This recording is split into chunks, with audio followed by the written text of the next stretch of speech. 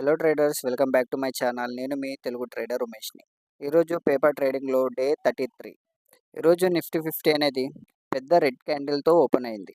దాని తర్వాత ప్రైస్ అనేది డౌన్ సైడ్కి మూవ్ అయింది. దాని తర్వాత ప్రైస్ అనేది ఒక లెవెల్ని సపోర్ట్గా తీసుకొని ప్రైస్ అప్ సైడ్కి మూవ్ అయింది.